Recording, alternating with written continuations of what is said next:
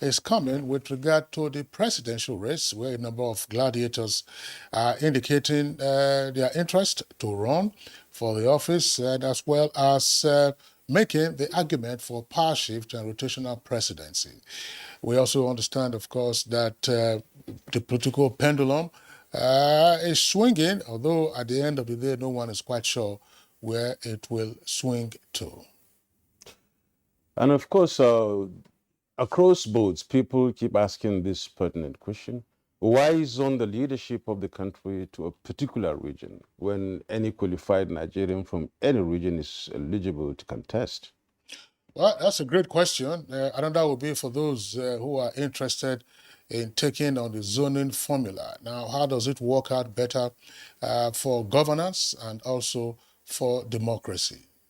Yes, indeed. While the political arena is being weighed down with so much tension over the turn of this region to rule the nation, those in the tense atmosphere, while we all can impact on governance and democracy, sitting on the tripod of good conscience, equity, and justice are what we all desire. Now, welcome to this edition of Good Morning Nigeria. I am Yusuf Nadab Usman. And I'm Kingsley Osadolo. I join my colleague Nadabo to also welcome you to today's edition of the program. We're live on the network service of the Nigerian Television Authority. And just to indicate, Nadabo, that zoning has been an issue in democratic politics. In the Second Republic, we all remember my namesake, Dr. Kingsley O. Umbadiwe, popularly known as K.O. Umbadiwe, The who made a Timber and famous, Caliber. that's right, man of Timber and Caliber, Caterpillar and Iroko. He made a famous statement then. He was a member of the National Party of Nigeria, where he said that the NPN is zoning to unzone. In other words, the NPN was seeking to zone offices in order to have a level playing field for all. So NPN was seeking to zone to unzone. So here we are again in the Fourth Republic, 23 years on into the Instant Republic, and the issue of zoning is one more time up in the air. And that was more or less the birth of zoning in this country in the Second Republic. Moreover, it came over all through, and it's been the practice mostly in in a presidential system of government. That's right. There's no question about that.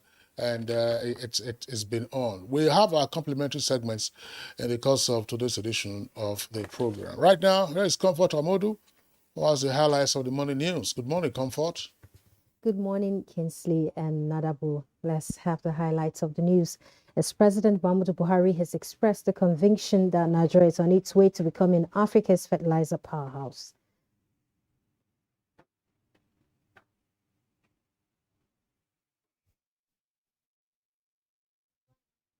To the executive committee, members of the Fertilizer Producers and Suppliers Association of Nigeria, the president said already the country is a global player in the urea space.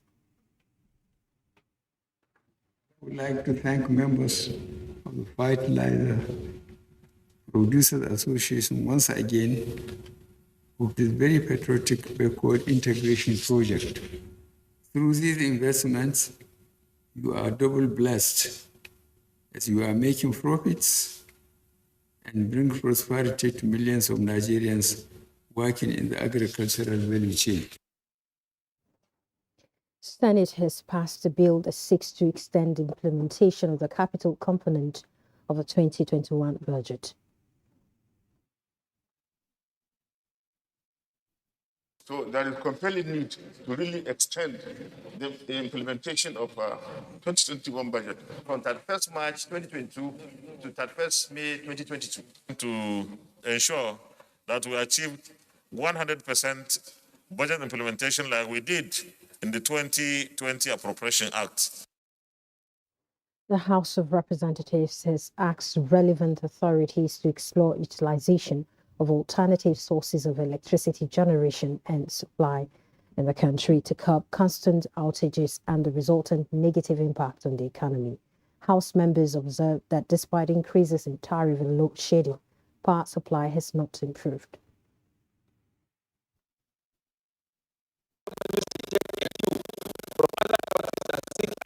Means of generating power such as coal-fired power plants, wind and solar, among others. The National Assembly, in the Constitution review, amending that section of the Constitution that makes it possible for the states to exercise function regarding to electricity.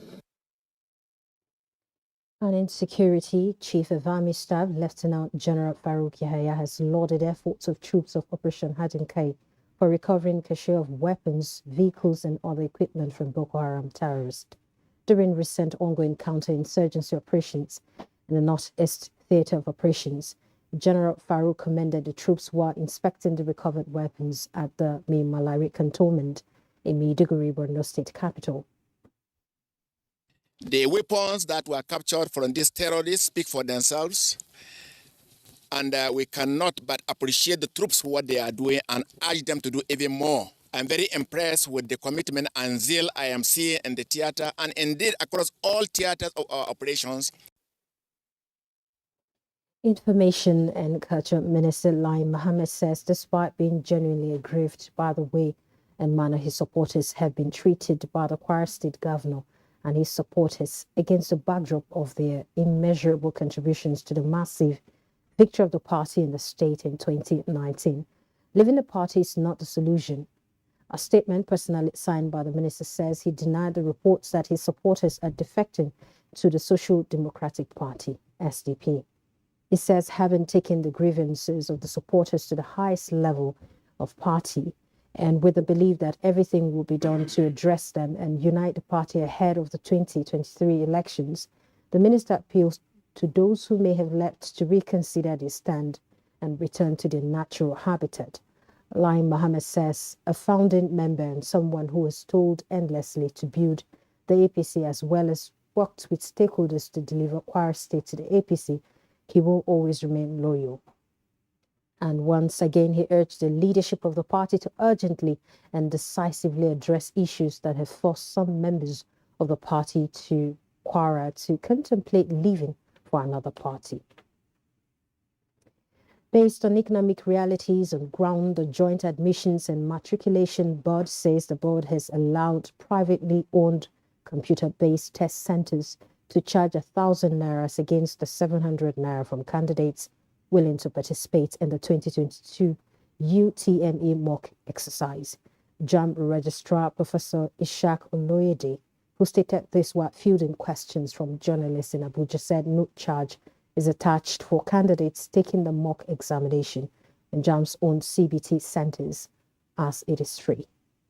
Reality is the truth, unless we don't want them to conduct the examination.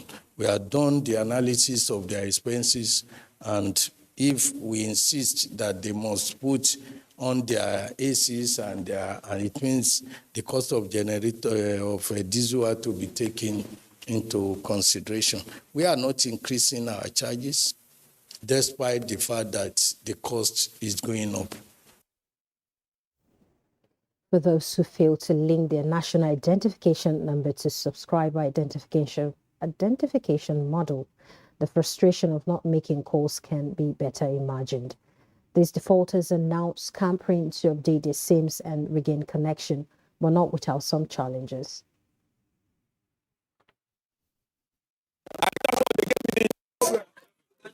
And I become here every day. This morning, see where we line up. We line up here. They said we're calling us. But what happened that those security people, they will collect money from people, and those people will go in. I'm the first of those people registered earlier. Yesterday, MTN barred one on my number. The Independent National Electoral Commission, INEC, has reminded political parties to adhere strictly to the 14 items contained in the schedule of activities for the 2023 general elections. A statement by INEC National Commissioner for Information, Festus Okoye, expresses worry that no party has informed the Commission of the date of its primary, which begins from the 4th of April to 3rd of June. The statement adds that parties must adhere strictly to the principles of internal democracy, drawing from their constitutions, guidelines, the Electoral Act and other regulations, and guidelines issued by the Commission. Their candidates for the 1,491 constituencies for which elections will be conducted in 2023 must emerge from democratic, transparent and valid primaries in line with the provisions of Section 29 and 84 of the Electoral Act 2022, where a political party fails to comply with the provisions of the Act and the conduct of its primaries, its candidates shall not be included in the election for the particular position in issue. That's the news for now. Good morning. Nigeria continues with Nadabo and Kinsley after this break. I'm Comfort Amudu. As the world advances, Samuel Adegboyega University, Ogwa, Edo State, is poised to deliver world-class education rooted in strong academic traditions. In the colleges of law, basic and applied sciences, humanities, management, and social sciences, Samuel Adegboyega University is building the next generation of leaders. Hurry now for 2021-2022 undergraduate and postgraduate admissions into any of our NUC fully accredited programs. Secure admission today in one of the fastest growing private universities in Africa. Also note that the university runs diploma, JUPEB, part-time and tuition-free programs. For more information, visit www.sau.edu.ng or call 0705-079-1226. Samuel Adegboyega University, to nurture for discipline and excellence. The ever-busy ancient city of Onitsha is a commercial hub with millions of commuters seamlessly linking other states daily for business, leisure, and other purposes. To upscale its road network, the construction of a 1.6-kilometer-long second Niger bridge, including a 10.3-kilometer highway furnished with other infrastructure, has been in motion by the federal government. This project will ease congestion on the existing 56-year-old Onitsha bridge and boost the economic capacity of the state as it easily connects to other parts of the country. The completion of the world-class second Niger bridge Onitsha will be one of the many proud moments of the state, its people, Nigerians, and foreign investors. Onitsha, which hosts the largest market in Africa, is geared up to boast of an impressive road network. Once again, these moments are made alive by the federal government, and it is deserving of all the applause. As the 2023 elections draw near, remember, evil prospers when good men and women only wish for peace, but never take a step to make peaceful elections happen. Are you a father? Are you a mother? What are you saying to your children as the elections approach? Have you warned them not to let themselves be used to cause violence? Have you explained to them what the consequences of electoral violence might be? Do your part to make peaceful elections happen. Talk to your children. Protect them from unscrupulous politicians who want to put them in harm's way, while their own children are comfortable at home, within, and outside the country.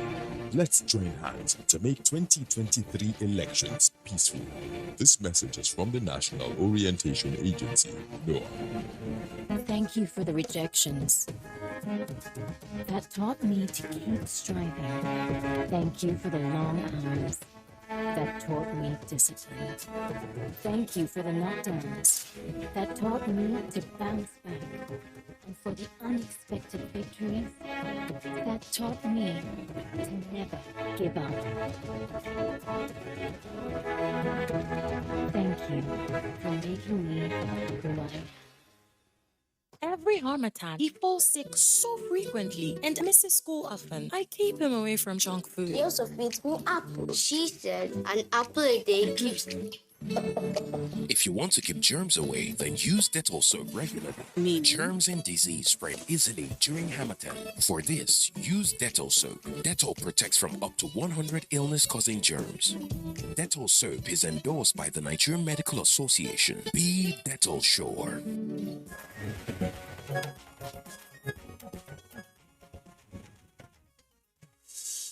You're watching Good Morning Nigeria on the network service of the Nigerian Television Authority. It's time for business news, and here is our correspondent, Alika Opanachi Arawa. The Washington-based development organization said in its semi-annual Global Economic Prospects report on Tuesday that global gross domestic product will probably increase 4.1% this year, less than 4.3% forecast in June. It added that by 2023, Annual output is expected to remain below the pre-pandemic trend in all regions, with emerging markets and developing economies, while in advanced economies, the gap is estimated to close. World Bank Group President David Malpass underlined the importance of debt relief for developing countries via the common framework established by the group of 20 largest economies, including full participation by China. Oil prices are bullish during the Asian session on Tuesday, as the two major oil benchmarks are up over 1%, fueled by the potential for more sanctions following alleged war crimes by Russian troops in Ukraine. This has also added to concerns about supply disruptions, while Iran's nuclear talks stalled. The global benchmark, Brent crude futures, is up 1.62%, currently trading at $109.27 a barrel. The United States benchmark, the West Texas Intermediate futures, is also up 1.62%, currently trading at $104.97 a barrel as of Tuesday. Report says also, weighing on the price of the black liquid is the comments of the Japanese industry minister, who stated that the International Energy Agency was still working out details for planned second round of a coordinated oil releases. With business news, Alika Okpanachi, Arawa.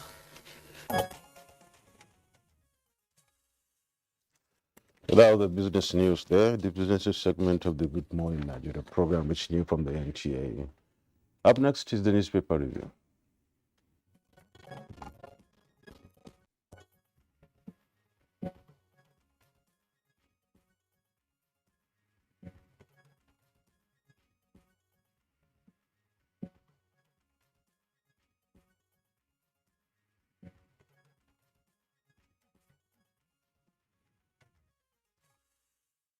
Baya Toyobi, our newspaper reviewer, is right here with us in the studios. Baya, good morning and welcome. Good morning, Kinsley. Good morning, Yusuf. You're welcome, Good Baya. morning, Nigeria. Thank you.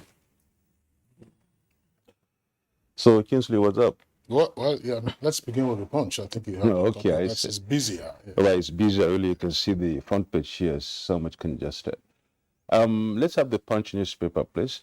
Right above, above the masthead, we have some few stories, one of which is on page 19. And then it's at the top.